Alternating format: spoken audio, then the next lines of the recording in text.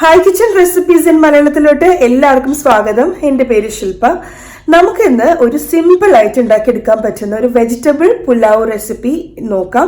അപ്പോൾ ഇത് നമ്മൾ സാധാരണ രീതിയിൽ ഗസ്റ്റിനെ വിളിക്കുമ്പോൾ ഒരു പുലാവും ഒരു വെജിറ്റബിൾ കറിയോ അല്ലെങ്കിൽ ഒരു ചിക്കൻ റോസ്റ്റോ മട്ടൻ കുറുമയോ ഒക്കെ സെർവ് ചെയ്യാറുണ്ട്. അപ്പോൾ ആ ഒരു പുലാവാണ് ഇന്ന് ഞാൻ നിങ്ങൾക്ക് ഷെയർ ചെയ്യുന്നത്. അതായത് ഏതെങ്കിലും ഒരു കറിയുടെ കൂടെ സെർവ് ചെയ്യുമ്പോൾ എങ്ങനെയാണ് നല്ല പെർഫെക്റ്റ് ആയിട്ട് നല്ല സ്മെല്ലൊക്കെയുള്ള പുലാവ് ഉണ്ടാക്കിയെടുക്കാമെന്ന് നമുക്ക് നോക്കാം. ഇതിൻ്റെ ലിസ്റ്റ് ഓഫ് ഇൻഗ്രീഡിയൻസ് താഴെയുള്ള ഡിസ്ക്രിപ്ഷൻ ബോക്സിലും ഞാൻ ഇട്ടിട്ടുണ്ട്. ഒരു മിക്സിയുടെ ചെറിയ ജാറിലോട്ട് ചെറിയൊരു കഷ്ണം ഇഞ്ചി, 3 കാഷ്യൂ നട്ട്സ്, അതൊരു 10 മിനിറ്റെങ്കിലും വെള്ളത്തിൽ കുതിർത്ത് വെച്ചതിന് ശേഷം ചേർക്കുന്നതായിരിക്കും നല്ലത്.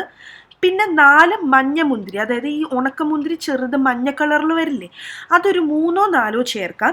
വലിയ സൈസിലുള്ളതാണെങ്കിൽ 2 മാത്രം ചേർക്കാം. കാരണം കൂടുതൽ ചേർത്തിട്ടുണ്ടെങ്കിൽ ഭയങ്കര മധുരപ്പായിരിക്കും. പക്ഷെ നമ്മുടെ പുലാവിന് നേരെ ഇതിൻ്റെ ഒരു ഫ്ലേവർ വരുന്ന ഒരു പ്രത്യേക ഒരു ടേസ്റ്റാണ്. അതുകൊണ്ടൊരു 3ഓ 4ഓ ചെറുതാണെങ്കിൽ ചേർക്കാം. പിന്നെ നമുക്ക് 2 പട്ട ചേർക്കാം, 2 ചെറിയ കഷ്ണം പട്ട, 2 ഏലക്ക, 2 ഗ്രാമ്പൂ, പിന്നെ കുരുമുളക് ഓരോരുത്തരുടെ എരിവനുസരിച്ച് കുറച്ച് ചേർക്കാം. പിന്നെ ഞാൻ ഇതിൻ്റെ കൂടെ ഒരു കഷ്ണം വെളുത്തുള്ളിയും കൂടെ ചേർക്കുന്നുണ്ട്. അതിൻ്റെ അത് കാണിക്കുന്നില്ല, പക്ഷെ അതും ചേർക്കുന്നുണ്ട്.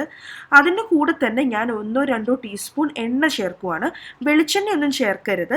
ഇപ്പോൾ സൺഫ്ലവർ ഓയിലോ അല്ലെങ്കിൽ കനൽ ഓയിലോ ഒക്കെ ചേർക്കാം. അത്യാവശ്യം നന്നായിട്ട് അരച്ചെടുത്ത് നമുക്ക് മാറ്റി വയ്ക്കാം. ഞാനിവിടെ ഒരു മെഷറിംഗ് കപ്പ് ഉപയോഗിച്ച് മെഷർ ചെയ്ത് വെച്ചിട്ടുള്ള ബസ്മതി അരി എടുത്തിട്ടുണ്ട്.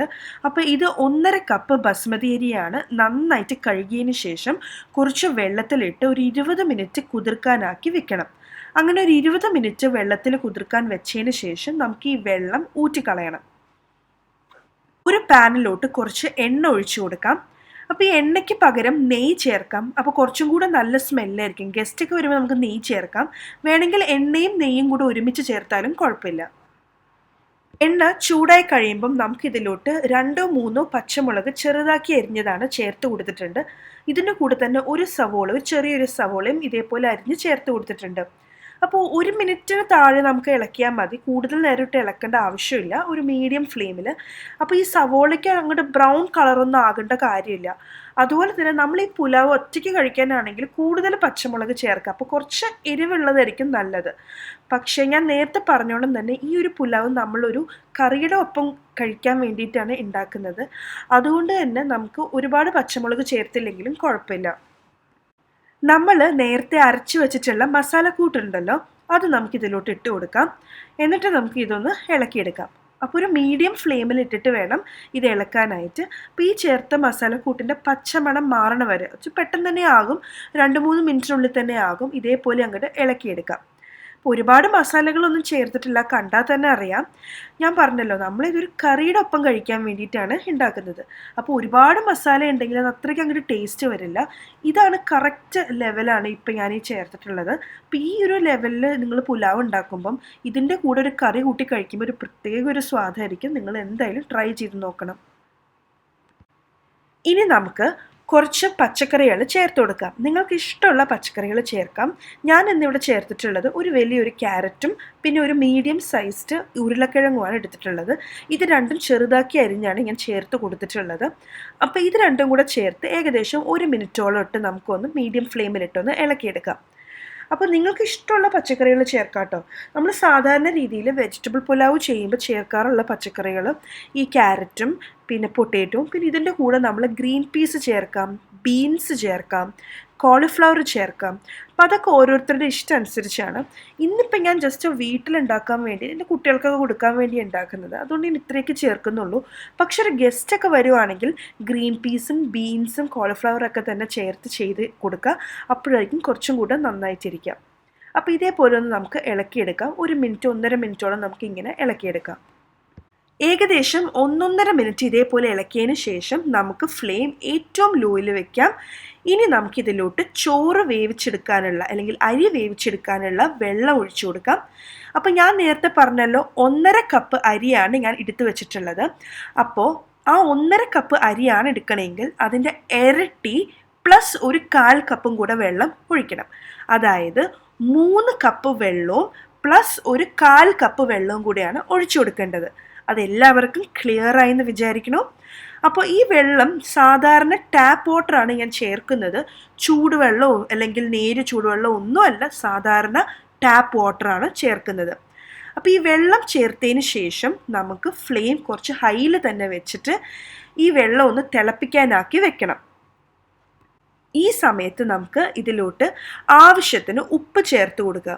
അപ്പോൾ ഉപ്പ് ചേർക്കുമ്പം ഒരല്പം മുന്നിട്ട് നിൽക്കണം. നമ്മൾ ആ വെള്ളം ഒന്ന് ടേസ്റ്റ് ചെയ്ത് നോക്കുക. ഒരുപാട് മുന്നിട്ട് നിൽക്കണ്ട, ഒരല്പം മുന്നിട്ട് നിന്നാൽ മാത്രമാണ് നമുക്ക് കറക്റ്റായിട്ടുള്ള ആ ഒരു ടേസ്റ്റ് കിട്ടുള്ളൂ. ഇനി നമുക്ക് ഇതിലോട്ട് ഒരു അര നാരങ്ങയുടെ നീര് പിഴിഞ്ഞ് കൊടുക്കാം. അപ്പോൾ ഈ നാരങ്ങ നീര് പിഴിയണം, അത് വളരെ അത്യാവശ്യമാണ്. കാരണം നമ്മുടെ അരി ഒന്ന് ഒട്ടിപ്പിടിച്ചിരിക്കാണ്ടിരിക്കാൻ വേണ്ടിയിട്ടാണ് അങ്ങനെ ചെയ്യുന്നത്. അപ്പോൾ ഒരു അര നാരങ്ങയുടെ നീരും കൂടെ ചേർത്ത് കൊടുത്ത് ഇളക്കി കൊടുക്കുക. നല്ല ഹൈ ഫ്ലെയിമിലിട്ടിട്ട് ഇതൊന്ന് തിളയ്ക്കാൻ വേണ്ടി വെയിറ്റ് ചെയ്യാം. ഇപ്പം നമ്മുടെ വെള്ളം ഒന്ന് തിളയ്ക്കാൻ തുടങ്ങിയിട്ടുണ്ട്. അതായത് ഒരുപാട് നേരിട്ട് അങ്ങനെ തിളച്ചുകൊണ്ടിരിക്കരുത്. അങ്ങനെ ചെയ്തിട്ടുണ്ടെങ്കിൽ നമ്മുടെ വെള്ളത്തിൻ്റെ കണക്ക് തെറ്റിപ്പോവും. അതുകൊണ്ട് ഇതേപോലെ ഒന്ന് തിളയ്ക്കാൻ തുടങ്ങുമ്പോൾ തന്നെ നമുക്ക് ഫ്ലെയിം ഏറ്റവും ലോയിലാക്കിയതിന് ശേഷം നമ്മൾ നേരത്തെ അരി കുതിർക്കാൻ വെച്ചിട്ടുണ്ടായിരുന്നു. വെള്ളമെല്ലാം ഊറ്റിക്കളഞ്ഞതിന് ശേഷം നമുക്ക് ആ അരി ഇതിലോട്ട് ഇട്ട് കൊടുക്കാം. ബസ്മതി അരിയാണ് 1.5 കപ്പായിരുന്നു എടുത്തിട്ടുണ്ടായിരുന്നത്. ഇനി ഒന്ന് ഇളക്കി കൊടുക്കാം, ജസ്റ്റ് ഒന്ന് മിക്സ് ചെയ്യുക, അത്രയേ ഉള്ളൂ. അങ്ങനെ മിക്സ് ചെയ്തതിന് ശേഷം നമുക്ക് ഇത് മൂടി വെച്ച് ഏറ്റവും ലോ ഫ്ലെയിമിൽ, ഇനി നമ്മൾ ഫുള്ളും ഏറ്റവും ലോ ഫ്ലെയിമിൽ ഇട്ടിട്ട് മൂടി വെച്ച് നമ്മൾ വേവിച്ചെടുക്കണം. ഇടയ്ക്ക് തുറന്നൊന്നും നോക്കേണ്ട ആവശ്യമില്ല, അടിയിലൊന്നും പിടിക്കില്ല കേട്ടോ. ഇതേപോലെ മൂടി വെക്കുക. അപ്പോൾ ഒരു കൃത്യം പറഞ്ഞാൽ ഒരു കൃത്യമായിട്ടൊരു 15-20 മിനിറ്റ് ആകുമ്പോൾ തന്നെ ഇത് റെഡി ആകും. എന്നാലും നിങ്ങൾക്കൊരു സംശയം ഉണ്ടെങ്കിൽ ഒരു 15 മിനിറ്റൊക്കെ ആകുമ്പോൾ ഒന്ന് തുറന്ന് നോക്കുക. എന്നിട്ട് നിങ്ങൾ നോക്കുക, വേണമെങ്കിൽ ഒന്ന് ഇടയ്ക്ക് ഇളക്കി കൊടുത്തോളൂ, പ്രശ്നമൊന്നുമില്ല. എന്നിട്ട് കുറച്ചുകൂടെ വെള്ളം വറ്റാനുണ്ടെങ്കിൽ വീണ്ടും മൂടി വെക്കുക. എന്നിട്ട് അത് വറ്റിയതിന് ശേഷം നമുക്ക് ഫ്ലെയിം ഓഫ് ചെയ്യാം. അപ്പോൾ ഇതിൽ ഏറ്റവും പ്രധാനപ്പെട്ട പോയിന്റ് എന്താണെന്ന് വെച്ചാൽ ഏറ്റവും ലോ ഫ്ലെയിമിൽ ഇട്ടിട്ട് വേണം നമ്മൾ ഈ അരി വേവിച്ചെടുക്കാനായിട്ട്. എന്നാൽ മാത്രമാണ് കറക്റ്റായിട്ട് വെന്ത് കിട്ടുള്ളൂ. ഇപ്പോൾ എനിക്ക് ഏകദേശം 20 മിനിറ്റൊക്കെ ആയിട്ടുണ്ട്. ഞാൻ ഫ്ലെയിം എല്ലാം ഓഫ് ചെയ്തിട്ടുണ്ട്. ഇനി നമുക്ക് തുറന്ന് നോക്കാം. കണ്ടില്ലേ, നല്ല പെർഫെക്റ്റ് ആയിട്ടുള്ള പുലാവ് റെഡി ആയിട്ടുണ്ട്. നമ്മുടെ വെജിറ്റബിൾ പുലാവ് ആണ് ഈ കാണുന്നത്. വെള്ളമെല്ലാം വറ്റി, അരി ഒന്നും ഒട്ടിപ്പിടിക്കുകയോ അല്ലെങ്കിൽ അടി പിടിക്കുകയോ ഒന്നും ചെയ്തിട്ടില്ല. അപ്പോൾ നമുക്കിനി എന്താ ചെയ്യുക, ഒരു വുഡൻ സ്പൂൺ ഉപയോഗിച്ച് നമുക്ക് ജസ്റ്റ് ഒന്ന് ഇളക്കി കൊടുക്കാം.